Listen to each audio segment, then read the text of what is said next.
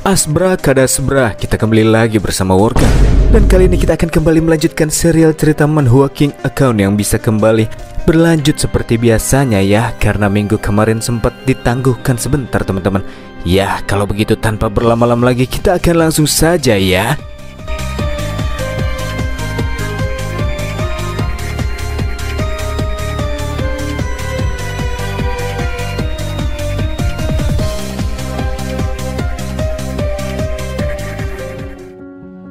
Di bagian sebelumnya kita sudah melihat Victor yang sangat berani melakukan serangan lanjutan kepada zona barat daya. Dia menggunakan railgun dan menyebabkan sebagian wilayah zona aman barat daya mengalami kehancuran. Bahkan Nona Moker juga harus tewas dalam aksi penyerangan tersebut. Ketika semua orang berduka atas kematian wanita tersebut, tiba-tiba saja Hyo menyebutkan bahwa terdapat sebuah cara yang memiliki kemungkinan untuk bisa kembali membangkitkan seseorang yang sudah mati, yakni dengan mengkonsumsi potion dewa kebangkitan. Tapi sayangnya untuk sekarang Hyo masih belum mendapatkan seluruh bahan-bahan yang diperlukan untuk bisa membuatnya. Rasa penasaran Ketua J setelah mendengar perkataan Hyo yang memberikan secercah harapan membuatnya melemparkan sebuah pertanyaan. Apakah Hyo tahu di mana keberadaan dari bahan-bahan yang masih belum didapatkan? Dan Hyo pun menjawab tidak. Iya, tidak terdapat informasi terkait dengan lokasi untuk bisa mendapatkan bahan-bahan dewa yang diperlukan. Bila melihat dari database yang selama ini sudah dikumpulkan oleh Hanmo, Pak Tua Reyes juga tidak bisa menemukan informasi yang relevan dengan lokasi dari bahan tingkat dewa ini. Bila mereka mulai melakukan pencarian di suatu dungeon yang jumlahnya cukup banyak sekalipun, itu sama halnya seperti mencari jarum di dalam tumpukan jerami. Selain itu terdapat juga kemungkinan kalau bahan dewa tersebut tidak ada di dalam dungeon manapun, melainkan di luar dungeon. Jadi melakukan pencarian tanpa memiliki informasi malah hanya akan membuang-buang waktu bagi mereka. Di tengah-tengah pembicaraan tiba-tiba saja muncul cahaya-cahaya keemasan yang berasal dari si Serap Mini yang keluar dengan sendirinya. Hyo merasa heran kenapa si Serap Mini tahu-tahu muncul, apalagi dia berkata kalau dia masih belum cukup istirahat. Angel tersebut pun berkata kalau ia terbangun karena mendengar masalah yang sedang diributkan oleh Hyo dan yang lainnya. Masalah terkait dengan bahan dewa yang mana si Angel ini sendiri nampaknya bisa memberikan sedikit petunjuk kepada mereka. Hyo yang terlihat cukup antusias langsung meminta Serap Mini agar ia menjelaskan petunjuk tentang bahan tingkat dewa yang sedang ia cari-cari secara detail. Dengan wajah yang masih lemas karena masih belum cukup tidur, Serap pun berkata jika petunjuk tentang material tingkat dewa kemungkinan bisa diperoleh dari sosok gelap dan misterius yang sempat Hyo temui ketika penyerangan zona aman. Dan yang Serap maksud di sini ialah si Black dari zona timur, karena sebelumnya Angel ini sempat merasakan terdapat aura tingkat tinggi yang berasal dari dalam dirinya. Bila dipikir-pikir mungkin si Black ini merupakan suatu keberadaan spesial. Dia seperti sosok super yang abadi, kata Serap dengan begitu bersemangat. Petunjuk yang diberikan oleh Serap kayak si Angel lagi ngomong asal-asalan. Apa si Serap di sini cuma lagi bercanda, kata Hyo. Sambil menggembungkan pipi dan memalingkan wajah dari Bang MC, Serap Mini yang merasa jengkel berkata kalau dia ini sedang serius setelah dunia meski realisasi kematian menjadi sebuah keadaan yang khusus. Karena mereka yang mati masih bisa dibangkitkan dengan menggunakan potion tingkat dewa. Ya, meskipun untuk bisa membuat itu sangat sulit sih, apalagi mengumpulkan material yang diperlukan untuk membuatnya yang jadi tantangan tersendiri. Namun menurut Serap seharusnya selain menggunakan potion tingkat dewa, pasti masih ada cara lain lagi yang bisa digunakan untuk membangkitkan seseorang yang sudah dianggap mati. Wow, pernyataan yang disebutkan oleh Serap baru pertama kalinya Hyo dengar. Tapi jika memang ada cara lain, apakah Serap mengetahuinya? Tanya Hyo. Dan jawabannya ialah tidak. Serap saat itu hanya merasakan firasat samar akan hal ini. Setelah memberikan beberapa petunjuk yang kurang jelas, Serap kemudian izin kembali ke inti energi. Kekuatannya masih belum cukup untuk bisa bertahan lama, jadi dia akan kembali beristirahat. Hyo sedikit kesal karena Serap Mini tahu-tahu malah kabur di tengah-tengah penjelasan yang masih belum selesai. Sementara itu di arah lain, Moki bertanya apakah yang baru saja dikatakan oleh Serap Mini merupakan sebuah kebenaran. Memang kemampuan Serap Mini masih terbilang sangat terbatas, namun karena ia mewarisi kemampuan dari Serap of 100 Wisdom, seharusnya kata-kata Serap Mini ini bisa dipercaya. Itulah yang Hyo yakini untuk sekarang. Dengan memanfaatkan pengetahuan yang dimiliki oleh Serap Mini yang berperan sebagai sosok pemandu, kini rencana untuk bisa menyelamatkan Nona Moker memiliki peluang yang lebih besar daripada sebelumnya. Tak sia-sia Hyo bisa memperoleh familiar tersebut. Anjing-anjing Hanmo yang sedang berduka sedang berkumpul di sini. Aku kira kalian sudah kabur melarikan diri ke dalam hutan belantara. Itulah yang dikatakan oleh Victor yang tiba-tiba video call dan merasa jika kemenangan kini sudah berada di depan matanya. Victor yang begitu angkuh dan arogan pun mulai memprovokasi Moki, mengatakan jika Victor sudah membantu Moki menghabisi saudara perempuannya. Karena sebelumnya Victor tahu kalau Moki sempat berselisih dengan si adik demi mendapatkan hak waris keluarga. Jadi sekarang karena Moke sudah mati, Moki harus berterima kasih kepada Victor. Sebelum Moki mengeluarkan bacot skillnya, Hyo langsung meminta pria tersebut tenang dan jangan sampai termakan oleh bacotan lawan. Sambil memasang wajah jahat, Victor menyampaikan jika kehadiran di sana bukan karena ia ingin ngobrol-ngobrol santai, melainkan untuk memberikan peringatan. Karena dalam 5 menit ke depan, satelit miliknya akan segera melepaskan tembakan kedua. Dan kali ini ia akan melepaskan tembakan dengan kekuatan sebesar 100% dari yang sebelumnya cuma 50%. Serangan yang akan segera mengubah zona aman barat daya menjadi abu dalam sekejap.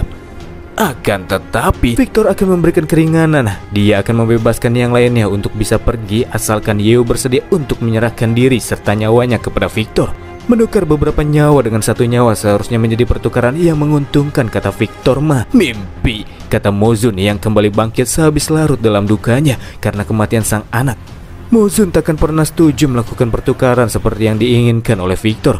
Wilayah zona aman barat daya sudah melalui masa-masa kritis bersama dengan Hyo, dan selanjutnya mereka juga akan terus bersama Hyo sampai akhir. Berjuang berdampingan bersama Bang MC sampai akhirnya mereka bisa mengubah musuh seperti Victor menjadi mayat, merumukkan tulang-tulangnya dan menebarkan abu Victor untuk memberikan penghormatan kepada roh Moke yang sekarang berada di surga Manhua. Bersama dengan penolakan yang ia terima, Victor pun mengakhiri panggilan dan akan memastikan kalau tembakan kedua dari railgun mengubur Mozun dan yang lainnya bersama-sama dengan Hyo. Karena singkatnya waktu yang tersisa tanpa berlama-lama, Hyo pun langsung lego melakukan serangan balik. Ketika Hyo berlari keluar dari ruangan, Paman Xiao Chen bertanya apakah Hyo memiliki rencana untuk bisa menghadapi satelit musuh yang terdapat di luar bumi. Ya, tentu saja dong. Bang MC takkan bergerak tanpa memiliki rencana. Kalau ia tak bisa menghancurkan satelit lawan, bagaimana mungkin bisa ia menyelamatkan Moke? Sekalian melakukan uji coba, Hyo kali ini menggunakan pesawat bintang dari planet mekanik yang sudah selesai diperbaiki oleh Nana. Pesawat ini menggunakan bahan bakar fosil yang dikompresi oleh Nana sedemikian rupa sehingga efisiensinya tidak kalah dengan menggunakan bahan bakar magic crystal. Ketika pesawat tersebut keluar dari bumi, muncul peringatan yang berisikan bahwa batas ketinggian yang dihitung terakhir kali ketika Hyo mencoba keluar dari bumi akan segera tercapai dan kemampuan akun akan segera mengalami malfungsi. Segera setelah notif peringatan muncul, Hyo pun mengaktifkan akun Lord of the Star. Bukan tanpa alasan, sebab langit berbintang adalah panggung bagi akun tersebut. Kekuatan full power dari Lord of the Star bisa digunakan oleh Hyo di tempat ini. Agar bisa segera tiba di jarak serang, Hyo mempercepat laju dari pesawatnya dengan menambahkan kekuatan bintang kepada pesawat tersebut. Meskipun akun penguasa bintang bisa meningkatkan performa dalam hal kecepatan terbang secara signifikan, tapi Hyo dibuat cukup kewalahan karena sekarang ia harus menerbangkan pesawat super berkecepatan tinggi di luar angkasa tanpa menggunakan akun pilot Xiaomuhui-nya. Untung saja ada Nana yang memberikan bantuan. Ia berperan sebagai pemandu dari jarak jauh. Jadi untuk selanjutnya Hyo hanya perlu mengikuti arahan, menghancurkan satelit yang Nana anggap sebagai potongan besi tanpa estetika dan membawa masalah bagi zona barat daya. Oke, Hyo semakin pede karena mendapatkan bantuan dari si Ratu Mekanik. Dari arah kejauhan terlihat satelit mulai memancarkan cahaya berkilau sebagai pertanda siapnya peluncuran serangan lanjutan. Padahal belum genap waktu 3 menit, nampaknya Victor mencoba melepaskan serangan lebih cepat dari jadwal yang sebelumnya sempat ia katakan. Kita beralih ke Victor yang benar saja ia sudah mempercepat persiapan tembakan railgun. Ia akan menggunakan 90% kekuatannya di serangan kedua ini. Itu sudah cukup menurutnya. Dalam serangan tersebut ia diperbolehkan untuk menghindar, kata Victor. Namun jika ia melakukannya, tentu saja zona aman barat daya akan benar-benar rata dengan tanah. Momen-momen tersebut membuat Victor semakin tidak sabar dengan apakah pilihan yang akan diambil oleh Hyo. Kembali ke Hyo yang kini tengah memfokuskan diri menggunakan kekuatannya pada senjata utama dari pesawat bintang. Sementara urusan membidik target akan diserahkan kepada Nana. Lawan juga harus tahu tentang bagaimana hebatnya kemampuan yang dimiliki oleh sang Ratu Mekanik, teman-teman. Sementara Hyo mempersiapkan tembakan, di sisi lain satelit penyerang Victor melepaskan tembakan railgun Hermes dengan daya hancur yang lebih besar dari sebelumnya. Dan inilah saat-saat yang telah dinanti-nantikan oleh pihak jagoan. Hyo tidak akan menghindar dan lebih memilih untuk melepaskan tembakan yang tertargetkan ke arah laju dari serangan musuh. Ya, tembakan meriam cahaya dari Hyo saling berbenturan dengan tembakan railgun Hermes. Layaknya Kamehameha, di mana pada momen inilah kekuatan putaran analog dari tiap player saling diadu. Karena Yeo sudah terlalu berpengalaman dalam memainkan analog, tentu saja ia tidak terlalu kesulitan untuk bisa mendorong tembakan musuh. Dan boom, potongan-potongan besi tanpa estetika itu pun hancur berkeping-keping seketika berubah menjadi puing-puing tak berguna di luar angkasa. Bagaimana bisa? Itulah kata-kata yang keluar dari mulut Victor. Kata-kata yang sangat mainstream dan seringkali kita dengar dari para NPC, teman-teman. Sikap arogan yang telah ia bangun dari kepercayaan diri karena memiliki senjata penghancur kini sudah benar-benar runtuh. Dan sekarang Victor tak lagi mempunyai kekuatan besar yang begitu ia bangga-banggakan. Di layar virtual yang sedang disaksikan oleh pria tersebut, ia pun berkata, "Victor, kau adalah target selanjutnya." Wadaw. Rasa kesal yang bertumpuk dengan rasa bingung pun masih tidak bisa keluar dari pikiran Victor. Dia masih bertanya-tanya, kok bisa-bisanya dia dikalahkan? Dia pikir dia MC di cerita ini kali, bro. Dalam situasi tersebut, Victor meminta seorang bawahannya untuk segera meminta pertolongan dari Black Legion. Karena dalam posisinya yang kini sedang ditargetkan oleh Bang MC, hanya kekuatan dari Black Legion sajalah yang bisa membuatnya benar-benar tetap aman.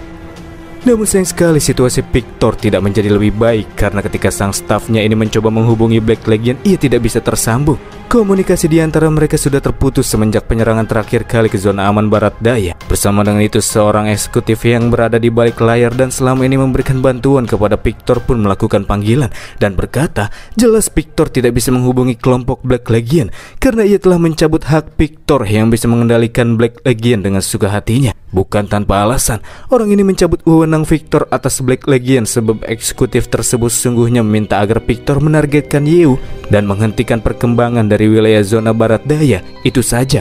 Akan tetapi dalam aksinya Victor tidak hanya mengaktifkan senjata satelit dengan suka hatinya saja, namun ia juga secara diam-diam menggunakan Black Legion dan bahkan harus mengalami kekalahan tanpa mencapai hasil apapun.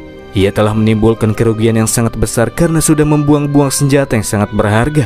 Di sini Victor benar-benar tidak bisa menerimanya, padahal ia sudah menjalankan instruksi yang diminta oleh sang eksekutif. Tapi sekarang dia dengan terang-terangan melakukan panggilan dengan tujuan untuk membuang Victor layaknya pakaian yang sudah tak lagi dirasa berharga. Selanjutnya, bersama dengan panggilan yang terputus, tiba-tiba listrik di dalam ruangan pun padam seluruhnya, membuat staf-staf yang bekerja di bawah perintah Victor mulai dilanda kepanikan dan bertanya-tanya tentang apakah yang harus mereka lakukan untuk selanjutnya. Kepanikan pun mulai menjadi-jadi ketika ruangan yang sebelumnya aman seketika mulai bergetar dan bergemuruh. Markas mereka seakan-akan seperti sedang dihantam oleh meriam yang ganas. Mereka juga sama sekali tidak bisa mengetahui apakah yang sebenarnya terjadi di sana mengingat listrik telah padam, jadi CCTV pun tidak lagi bisa digunakan. Goncangan yang terjadi di dalam ruangan memaksa seluruh staf sebisa mungkin menghindari langit-langit yang terlihat mulai mengalami keruntuhan. Sedangkan Victor yang berada di posisi paling depan menyuruh mereka semua agar tidak perlu merasa panik, serta meminta mereka untuk bersiap-siap menghadapi pertarungan yang tak lagi bisa terhindarkan. Setelah keluar dari ruangan perlengkapan, Victor dan semua orang-orangnya terlihat sudah mengenakan seragam tempur. Di antara mereka, Victor sendiri terlihat sangat mencolok yang menggunakan baju besi kaleng berwarna merah. Dan di saat yang sama muncul pula sosok yang sudah membuat markas Victor berguncang dengan begitu hebat. Dan ya, siapa lagi orangnya kalau bukan Babang Yeo, coy. Ia tidak mengira jika gelombang elektromagnetik yang selama ini melindungi markas Victor tiba-tiba menghilang. Jika melihat dari situasi yang terjadi, Yeo yakin pasti Victor sudah dibuang. Dia seperti anjing yang terlantar, kata Yeo yang balikin ejekan Victor sebelumnya. Victor pun membenarkan perkataan Yeo. Nasib sial yang menimpa dirinya semua dikarenakan Yeo. Namun kendati demikian, Victor tidak akan menyerah sampai di situ saja. Victor dan seluruh bawahannya kemudian memberondong Bang MC dengan rentetan tembakan. Bagi orang biasa itu memang tembakan yang terbilang kuat, tapi Yeo yang bukan orang biasa merasa jika tembakan itu seperti serangan remeh, di mana Yeo bisa memblokirnya hanya dengan menggunakan barir yang tidak terlalu tebal. Melakukan serangan balik, Yeo melepaskan tebasan api datar yang diayunkan ke atas, di mana satu serangan yang ia lakukan sudah cukup untuk menghempaskan semua orang di hadapannya. Bahkan satu serangan tersebut membuat mereka tak lagi sanggup untuk berdiri dengan benar. Dia benar-benar cupu. Kukira cipi-cipi. Apaan sih, Bang? Victor yang mendarat di atas tanah kini sudah tak lagi memiliki tempat untuk bisa melarikan diri dari Yeo. Sambil melangkah mendekatinya, di sini Yeo berkata bahwa meskipun ia sangat ingin membunuh Victor secara langsung untuk melampiaskan amarahnya, bagaimanapun juga Yeo masih memerlukan beberapa hal yang ia ingin ketahui dari pria tersebut. Jadi Yeo akan memberikan beberapa kelonggaran dengan syarat Victor menjawab pertanyaan dari Yeo dengan sejujur-jujurnya. Pergos, biarpun aku mati, aku tak akan pernah memberitahukan hal apapun kepadamu, balas Victor. Tidak, kau akan mengatakannya, kata Yu sambil ia memegang kepala Victor dan akan membuat Victor menjawab pertanyaan yang akan dilemparkan oleh Yu.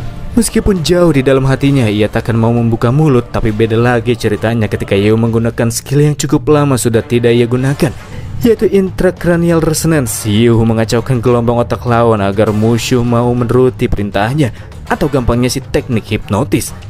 Pertanyaan pertama Yu kepada Victor ialah dari manakah asal muasal si Black. Victor yang sudah sepenuhnya berada di bawah kendali Yu pun mulai menjelaskan bahwa informasi tentang kelompok Black Legion itu menjadi rahasia top tier tingkat SSS yang berada di bawah yuridiksi Departemen Sains kuno. Sedangkan Victor yang merupakan ketua Departemen Teknik hanya sedikit tahu mengenai Black Legion. Dan apa yang ia tahu mungkin sama sekali tidak bisa menjawab pertanyaan yang diminta oleh Yu. Dan sebelum Victor menjelaskan lebih lanjut segala hal yang ia tahu tentang zona timur, tiba-tiba saja kabut hitam tebal keluar dari dalam mulut pria tua tersebut, mengagetkan Yu yang langsung mundur beberapa langkah ke belakang. Kabut hitam yang keluar dari mulutnya seketika membuat Victor terbunuh, dan tentu saja Yu merasakan sesuatu yang cukup familiar. Iya, kabut yang sebelumnya berbentuk abstrak mulai membentuk suatu perwujudan, dan itu adalah lawan yang sebelumnya Yu hadapi, sosok misterius yang bernama Black. Tapi sosok Black yang kali ini Yu saksikan bukanlah Black yang sebenarnya, karena di sini ia mengakui bahwa dia merupakan orang yang sedang mengendalikan perwujudan Black. Selain mengendalikan Black, Yu juga bertanya apakah sosok tersebut jugalah yang selama ini telah memanipulasi Victor dari balik layar. Karena Yu terlihat berada dalam mode siaga, sosok tersebut pun meminta Yu untuk tidak perlu merasa khawatir, karena kehadirannya di tempat tersebut bukanlah untuk ngajakin baku hantam, melainkan ingin membicarakan perjanjian berdamai. Setelah melakukan semua ini kau masih ingin berdamai, kata Yu. Sosok tersebut pun kemudian memberikan pengertian.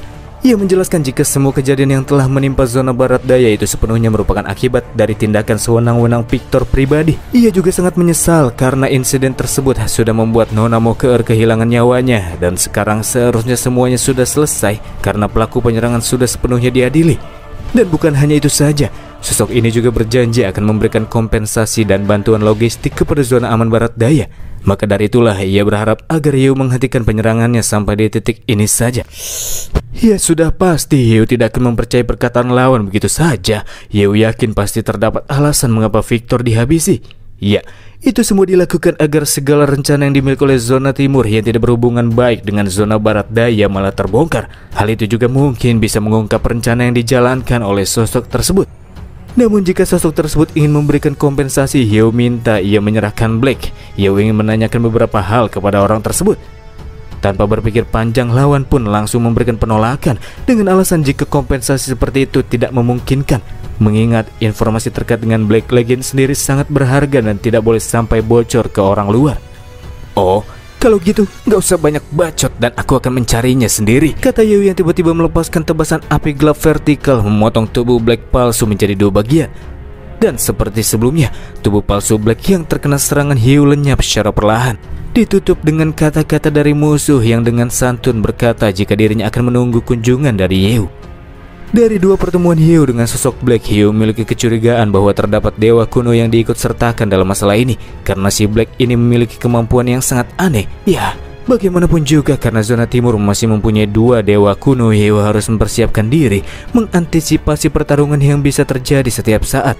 Zona timur tidak boleh diremehkan, apalagi kekuatan tersembunyi mereka masih belum bisa Yu ungkap sepenuhnya. Zona timur benar-benar bisa menyimpan sesuatu yang penting dengan sangat rapi. Setelah mengalahkan Victor, Yu memperoleh 130.000 poin XP serta 580.000 uang. Sedangkan lootingan yang bisa Yu pungut diantaranya ialah armor super kombinasi.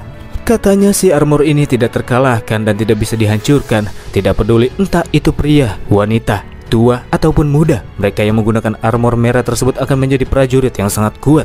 Tidak terdapat syarat level untuk bisa menggunakannya. Defense dan health penggunanya juga bisa meningkat dengan pesat serta mampu meredam damage sampai setengahnya. Tidak memiliki syarat level untuk bisa menggunakannya. Benda ini cukup membuat Yu merasa senang. Selanjutnya ada buku panduan teknik dari pemula sampai tingkat master. Buku ini sangat berguna bagi seorang yang ingin belajar ataupun mencapai puncak dari keahlian teknik. Tapi bagi mereka yang sudah mencapai puncak, buku ini hanyalah sekedar tumpukan kertas yang terlalu berguna. Dan yang terakhir adalah inti energi yang sudah terkompresi.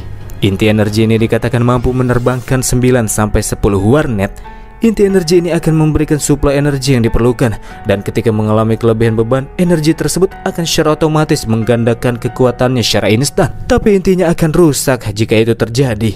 Inti energi ini efeknya cukup bagus sebenarnya, tapi kenapa penjelasan dari sistem malah dipakai untuk menerbangkan warnet?